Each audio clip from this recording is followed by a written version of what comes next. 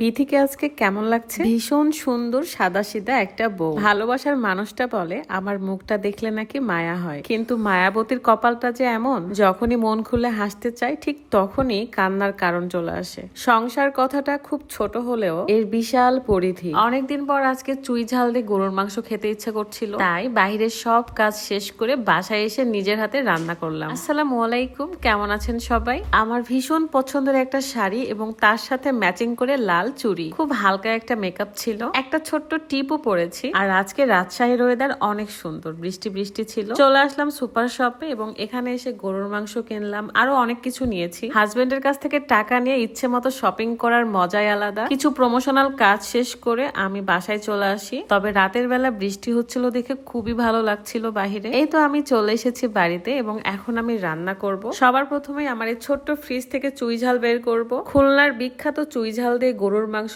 হাঁসের মাংস, মুরগির মাংস কি যে মজা লাগে। যারা আমাদের মতো চুই ঝাল লাভার আছেন তারাই শুধু জানেন। যেহেতু একটু আগে গরুর মাংসটা কিনে এনে ফ্রিজে রেখেছিলাম, তাই ফ্রোজেন হয়নি। আপাতত চুই ঝালটা আমি সাইজ করে কেটে টুকরা টুকরা করে নিব। আপনারা যদি এই চুই ঝাল নিতে চান তাহলে অবশ্যই ইকো ইটস ফেসবুক পেজে নক করবেন। পেজটা আমার ভিডিও ডেসক্রিপশনে দেওয়া আছে, অবশ্যই চেক করে নেবেন। প্রথমে এই চুই ঝালের ছালগুলো ছেড়ে নিব, তারপরে টুকরা টুকরা করে নিব। আপনি আপনার সাইজ অনুযায়ী কেটে নিতে পারবেন, কোনো সমস্যা নেই। চুই ঝাল দিলে একটা অন্যরকম ফ্লেভার আসে এবং খুবই স্পাইসি হয়। যারা ঝাল পছন্দ করেন তারা যদি চুই ঝাল চিবিয়ে খান তাহলে অনেক বেশি মজা লাগবে। আমরা কিন্তু অনেকেই খুঁজে বেড়াই যে কোথায় চুই ঝাল দিয়ে হাঁসের মাংস পাওয়া যায়, কোথায় চুই ঝাল দিয়ে গরুর মাংস পাওয়া যায়, এবং সেখানে খেতে চলে যায়। তবে বাহিরে খাওয়ার থেকে আমার মনে হয় বাসায় তৈরি করে যদি খান তাহলে আরো বেশি মজা পাবেন। খুলনা চুই ঝাল একমাত্র ইকো ইটস ফেসবুক পেজ থেকে আপনারা পাবেন। তাই যাদের মন চাচ্ছে এই বৃষ্টির ওয়েদারে এখনই অর্ডার করে মনের মতো করে রান্না করে খেয়ে নিন। গরুর মাংসের রেসিপিটা আজকে আমি আর দেখালাম না, যেভাবে জাস্ট কষায় নিতে হয় সেভাবেই নিচ্ছি। ইদানিং দেখছি